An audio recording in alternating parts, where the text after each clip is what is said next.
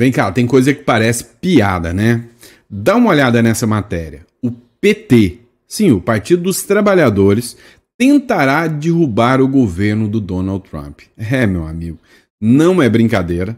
Tem uma matéria que diz que o PT colocou agora, né, de forma sensacionalista, o Donald Trump num inquérito. Pediu a inclusão do Donald Trump no inquérito. Talvez para desestabilizar o Trump, desestabilizar o Elon Musk, e esse inquérito, inclusive, já foi enviado para a PGR.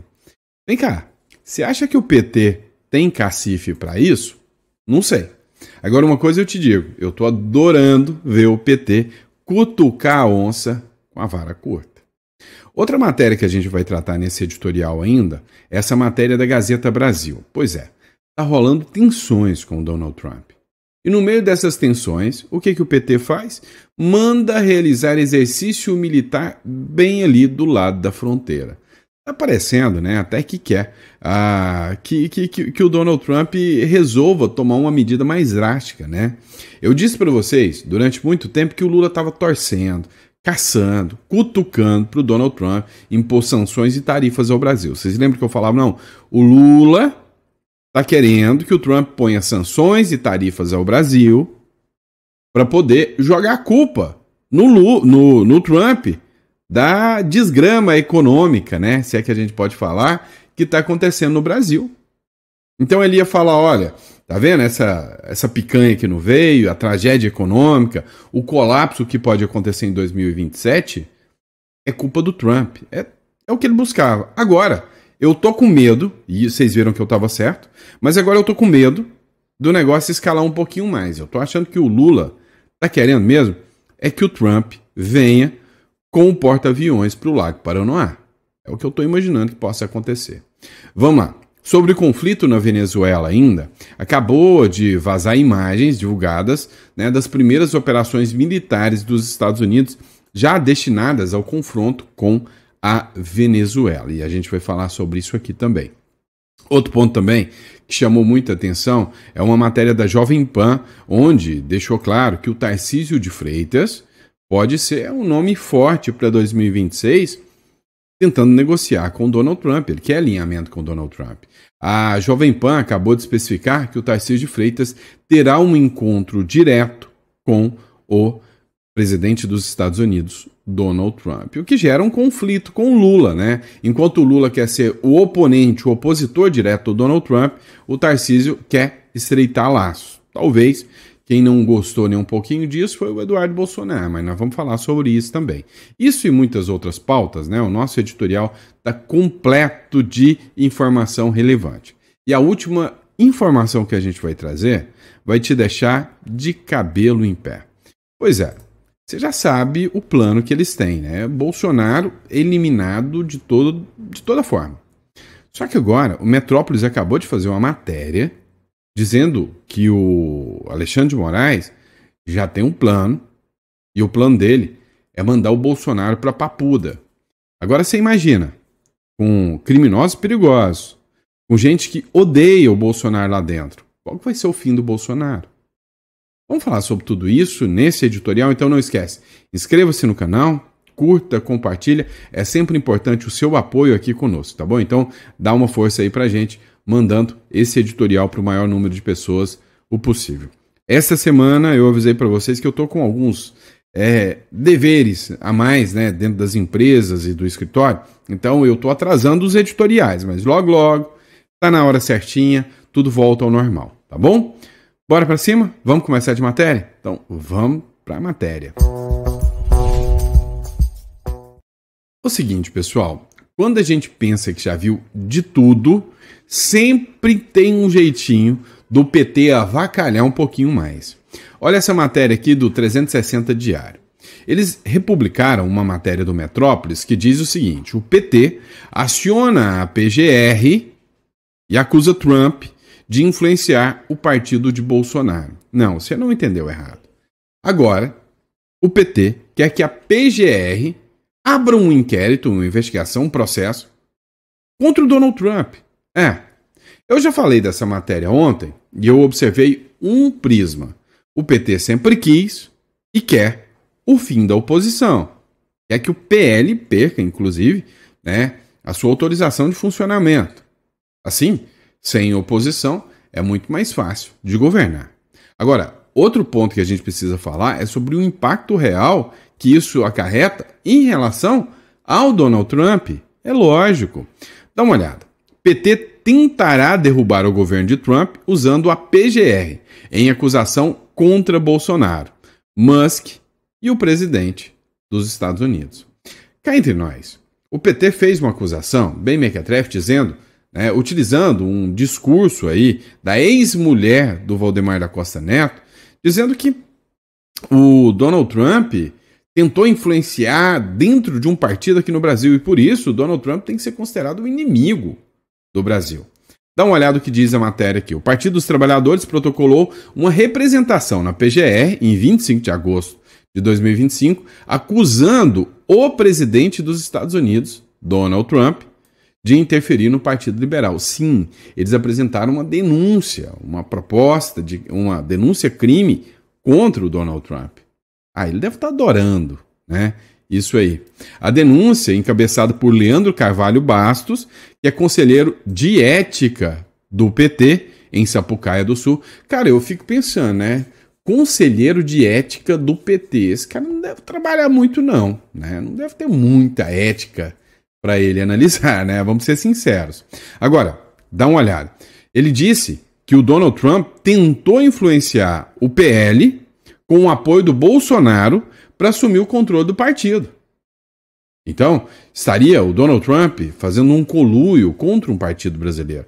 E, portanto, deve responder por crime. A base da acusação é só uma declaração sem provas da Maria Cristina Mendes Caldeira, que é ex-mulher do Valdemar da Costa Neto, que é o atual presidente do PL, e ela fez essa denúncia em maio de 2024. O PT também pediu investigação contra quem? O Elon Musk, lembra o Elon Musk, até eu travei aqui, o Elon Musk, pois é, sem detalhar o que ele fez, mas investiga. É aquele negócio, né, na época que tinha aquele cara da Alemanha, um que tinha um bigodinho assim, você lembra? Pois é, eles falavam assim, ó, me dê o nome que eu te dou o crime. É bem a cara da esquerda. Deram um nome do Elon Musk. Só não falaram qual é o crime, mas deixa. Que a PGR vai ter o papel de inventar um crime contra o Elon Musk. Então, assim, quando a gente observa isso aqui, a gente vê que é uma verdadeira de uma bravata, né? A ação do PT é vista como uma tentativa desesperada de desviar o foco das próprias fragilidades políticas, enquanto o partido de Lula enfrenta críticas por inflação, tarifaço, cortes em direitos sociais, a denúncia parece nada mais nada menos que uma manobra para atacar os adversários sem provas sólidas, usando relatos de uma figura como histórico de desavenças pessoais com o Valdemar da Costa Neto. Então o que o PT fez aqui? Pegou o Valdemar da Costa Neto, que eles não gostam nem um pouquinho, com o Valdemar da Costa Neto na mira, jogou uma denúncia do Trump, que eles não gostam, do Elon Musk, que eles não gostam, jogou todo mundo para a PGR e falou, ó, faz um bem bolado aí, fala em golpe de Estado, fala em atentado contra a democracia e manda prender todo mundo. Parece até piada. É óbvio que se a PGR tiver pelo menos um mínimo de sensatez, eles não vão comprar essa briga, eles não vão encarar essa aí não. É óbvio. Pois é, mas enquanto a gente fala aqui que o Lula está caçando mais conflito com o Trump, buscando o tarifaço, olha só, saiu uma matéria da Jovem Pan, e eu achei interessante essa matéria, que diz o seguinte: o governador da Geórgia, nos Estados Unidos, levará o Tarcísio de Freitas a um encontro com o Trump. Nós estamos falando do Brian Kemp. Para quem não sabe, o Brian Kemp é muito aliado ao Donald Trump, amigo pessoal do Donald Trump, faz parte do mesmo partido, que é o Partido Republicanos, do Donald Trump.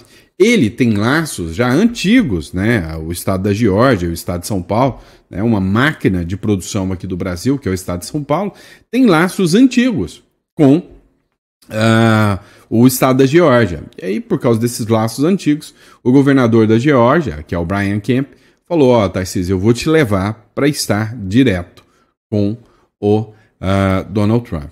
A gente vai acompanhar essa matéria aqui e depois eu vou tecer alguns comentários. Como é que isso aqui foi encarado dentro dos aliados do Bolsonaro. Como é que o Eduardo Bolsonaro será que encarou isso aqui? Vamos ver? Acompanhe a matéria comigo.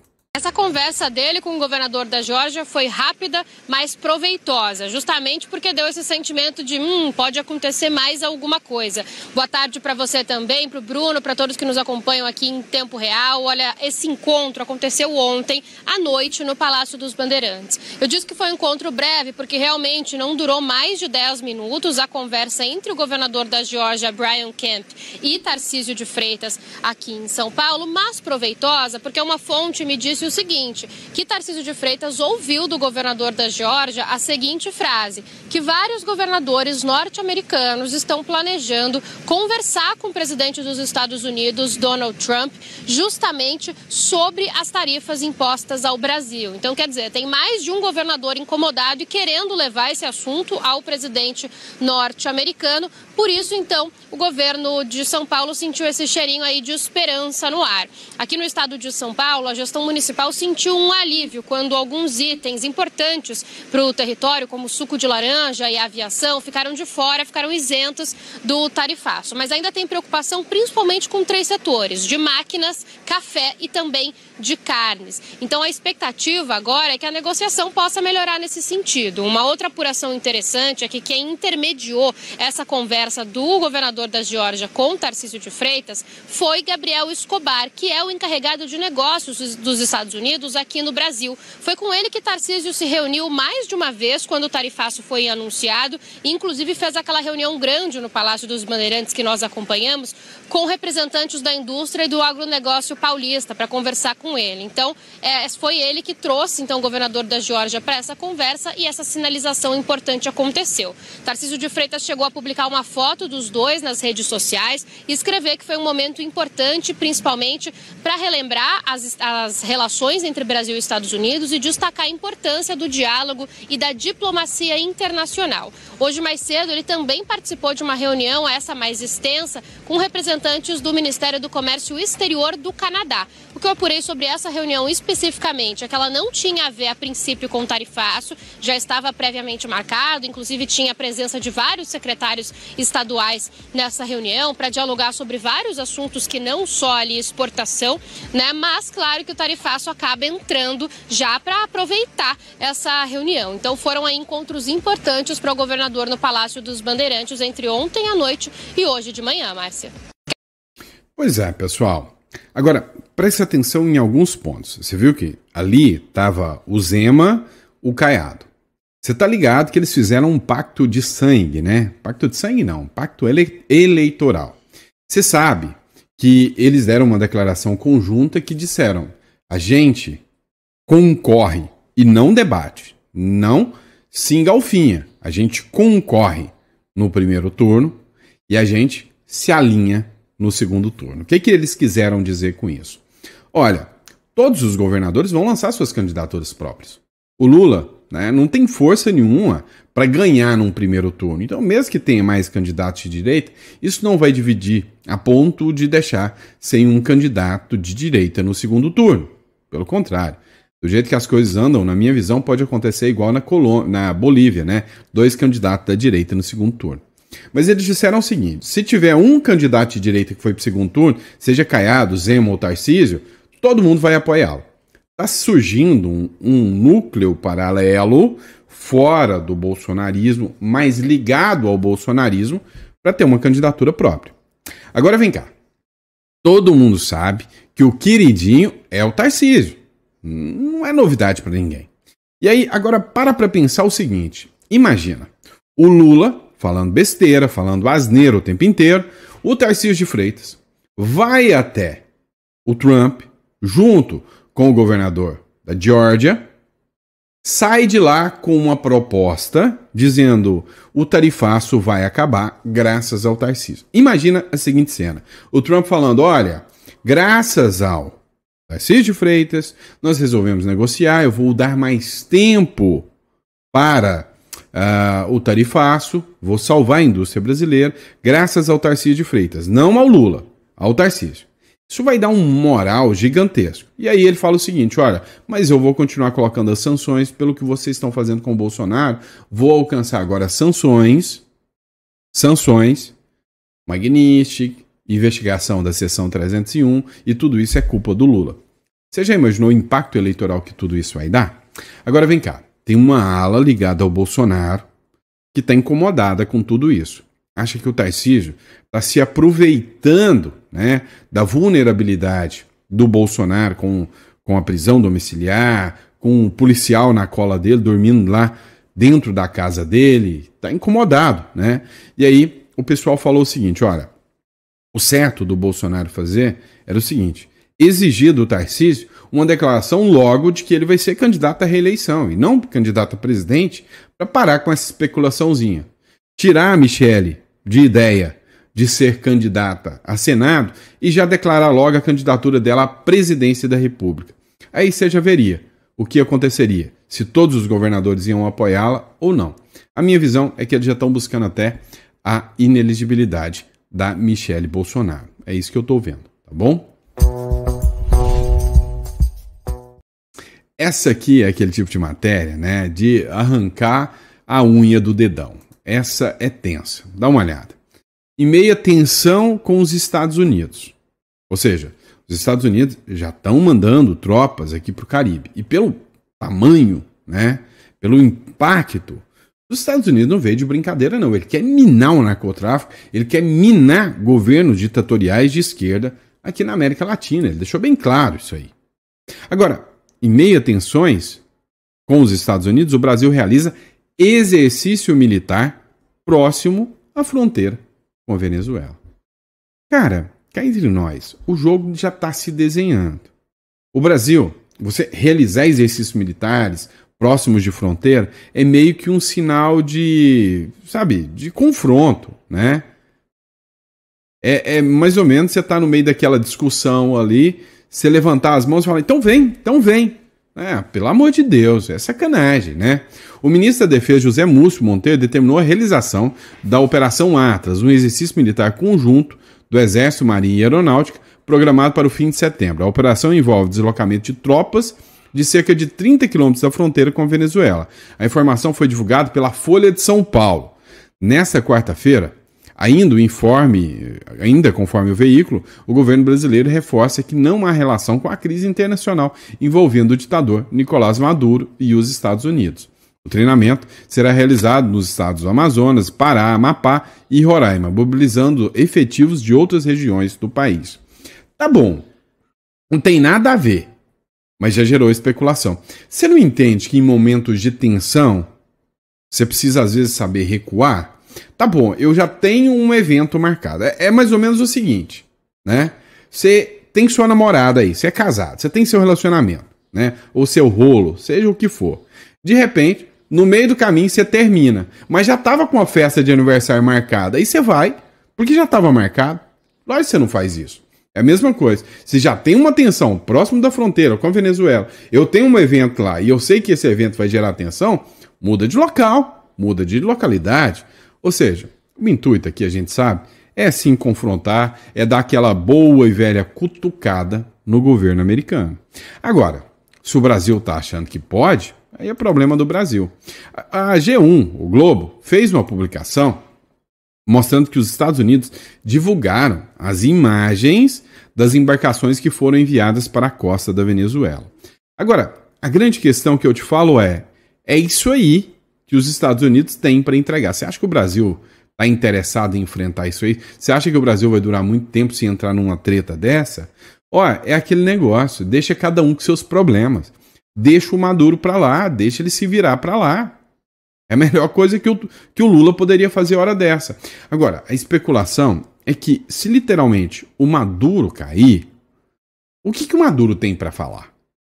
O que as revelações do Maduro poderão acontecer? Porque o Maduro, literalmente, né, se acontecer do Maduro cair, mas for pego vivo, será que ele vai cair sozinho ou vai entregar muita gente, né? Vai entregar muita gente. Há quem fala, você sabe a história do Saddam Hussein, né? Lá do Iraque. Há quem fala que o Saddam Hussein ele foi mandado logo para a forca e deixado incomunicável para não entregar muita gente poderosa que tinha ali ligada ao Saddam Hussein. Então já mandaram o Saddam Hussein para a forca logo. Não, vamos deixar ele incomunicável e mandar ele para a forca. E agora você imagina, esses ditadores, o que eles não sabem, né? Quando o Lula, ele entrou num atrito ali com a Venezuela, né, com o governo venezuelano, que disse que não ia apoiar de primeiro o governo venezuelano depois das fraudes das eleições, o presidente da Nicarágua falou: ó, Lula, eu sei o que você está fazendo e eu posso contar umas coisinhas sobre você. É aquele negócio, né? Quem dorme com um ditador, né, furado, pode amanhecer, né? Isso não existe, não, foi eu que inventei agora, né? Mas só para tentar vocês um pouquinho mesmo. Vamos de próxima matéria aqui agora. Vamos falar um pouquinho sobre Supremo Tribunal Federal e o que está rolando aqui no Brasil e os planos do Moraes para o Bolsonaro. Dá uma olhada aqui, pessoal. Vídeo do Igor Gadelha, do Metrópolis. O ministro Supremo, Alexandre de Moraes, planeja ordenar que o Jair Bolsonaro cumpra pena no Complexo da Papuda, em Brasília, caso seja condenado no inquérito do golpe. Você vai acompanhar essa matéria comigo. Depois, eu vou tecer um comentário sobre o que realmente está acontecendo. Acompanha aqui comigo. O ministro do STF, Alexandre de Moraes, planeja mandar Bolsonaro cumprir pena no Complexo da Papuda, aqui em Brasília, se o ex-presidente for mesmo condenado no chamado inquérito do golpe. Bom, que eu acho engraçado quando ele fala se ele for mesmo condenado. Não, é quando, né? Porque para falar se, é quando você tem devido processo legal, imparcialidade. Esse aqui não é se, é quando, né, for condenado. O STF começa na próxima terça-feira, dia 2 de setembro, o julgamento final de Bolsonaro no chamado inquérito do golpe. Com a proximidade do fim da ação, autoridades do judiciário aqui em Brasília já discutem onde o ex-presidente vai cumprir a possível pena. Inicialmente, cogitou-se nos bastidores que Bolsonaro seria enviado para uma unidade do Exército, já que ele é capitão reformado, ou até para uma sala especial na Superintendência da Polícia Federal. Mas o ministro Alexandre de Moraes, que é o relator do caso, já avisou nos bastidores que planeja ordenar que Bolsonaro cumpra pena inicialmente em uma cela especial no Complexo da Papuda. Segundo aliados do ministro do STF, a sala que a PF chegou a preparar aqui em Brasília para abrigar Bolsonaro seria apenas no caso de o STF mandar prender o ex-presidente preventivamente antes do julgamento, que até agora não aconteceu. Fontes do judiciário próximas a Moraes dizem que só um milagre ou uma grave crise de saúde de Bolsonaro convenceria o ministro a não mandar o ex-presidente para a Papuda. Moraes, aliás, planeja mandar outros possíveis condenados no inquérito do golpe também para o Complexo da Papuda. Aliados do ministro brincam que ele pretende criar a ala golpista lá na Papuda. Quer saber mais detalhes dessa história? Acesse a coluna Igor Gadelha no Metrópolis. Vamos lá, é bom que o Moraes brinca, né? Eles brincam que ele vai criar a ala golpista dentro da Papuda. Vem cá, isso é democrático para você? O colega advogado que está assistindo isso, isso é democrático para você? Já está condenado, eles brincam que tem ala, o Moraes, que é a vítima, é o julgador, é o inquisidor. É normal para vocês? Se é, não deveria ser. Inclusive, a gente precisa falar de outro caso, também impactante, que envolve o Alexandre de Moraes também. É o caso da Carla Zambelli. Dá uma olhada aqui. A Justiça da Itália decide manter a Carla Zambelli presa enquanto aguarda o processo de extradição. A gente já falou sobre isso, tá? Da Carla Zambelli manter-se presa lá na Itália, né? Matéria do Terra Brasil. E aí a gente vai voltar agora no caso do Bolsonaro, só para mim fazer um lembrete para você. Você lembra que eu disse para vocês que as medidas do STF são sempre orquestradas, planejadas? Você lembra de um caso da prisão de um ex-presidente, do Collor? Eu disse para vocês, olha, o Alexandre de Moraes determinou a mudança de precedente, mandando o Collor para cumprir pena em prisão comum. Mas, pela idade do Collor, ele destinou que o Collor fosse para prisão domiciliar. E está numa prisão domiciliar, pode receber visitas, tá de boa, vivendo numa mansão de 370 metros quadrados, um apartamento na beira da praia, em Alagoas, né? Agora, o que o ministro Alexandre de Moraes, ele mudou a regra do jogo. O Lula ficou preso como ex-presidente dentro da Polícia Federal. Ele mudou a regra com o Collor para aplicar agora no Bolsonaro. Você entendeu a regra do jogo? Então, eles preparam toda essa articulação. E o que isso tem a ver com a Zambelli que eu coloquei aqui? A Zambelli também já estava no jogo.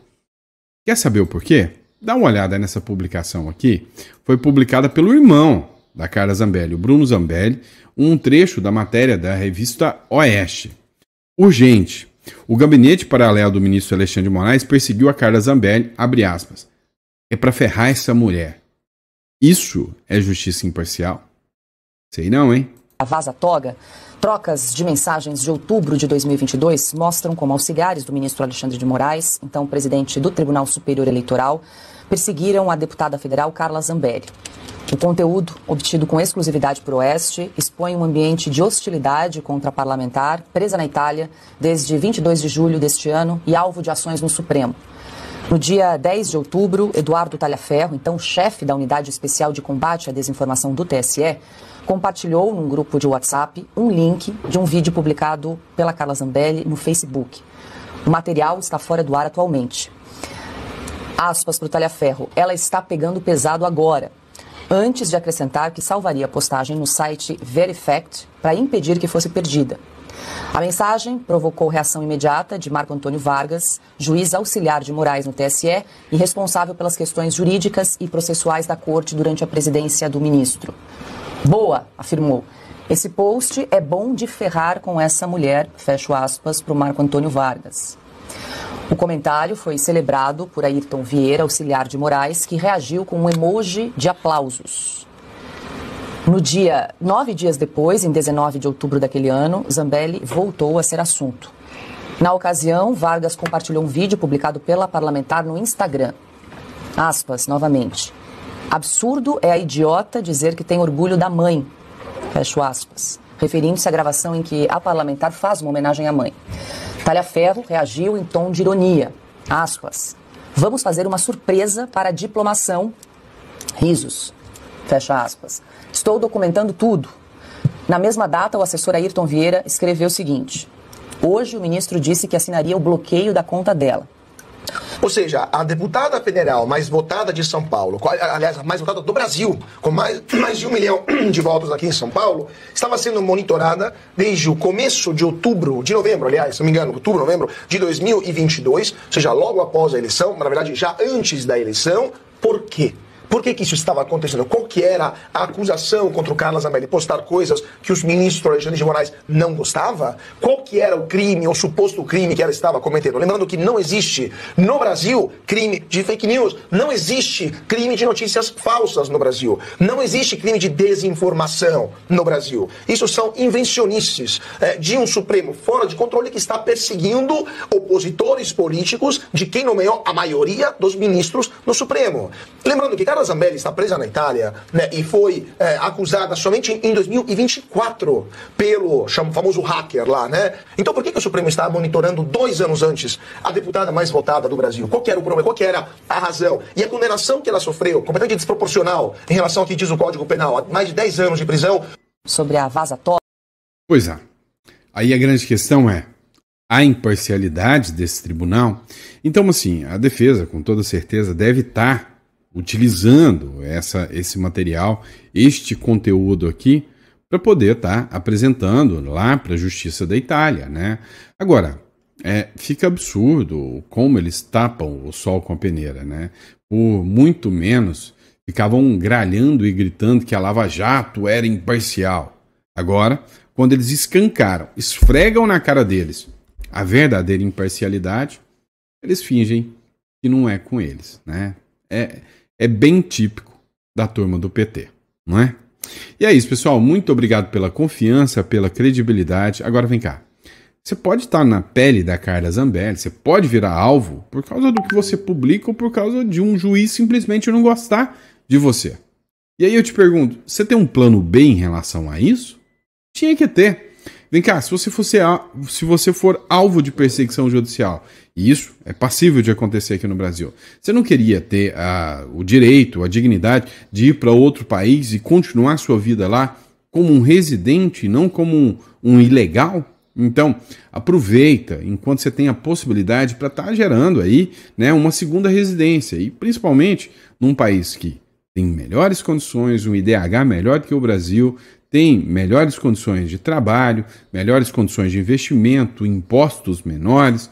Eu estou falando do Uruguai. Então, se isso é interessante para você, clica no link aqui na descrição ou aqui mesmo, tá? No número aqui, manda uma mensagem e entenda um pouco mais acerca da imigração para o Uruguai, tá bom? Vale muito a pena. Encara isso como um seguro-liberdade, tá? O seguro-liberdade ele é importante porque você não sabe quando é que você vai precisar. Pensa nos presos do 8 de janeiro que foram para a Argentina e estão todos presos lá como ilegais. Então, vale a pena você ter essa garantia, né, para que você possa, literalmente, né, poder se defender numa jurisdição mais justa. Tá bom? Combinado? Muito obrigado, fiquem com Deus e até o próximo editorial.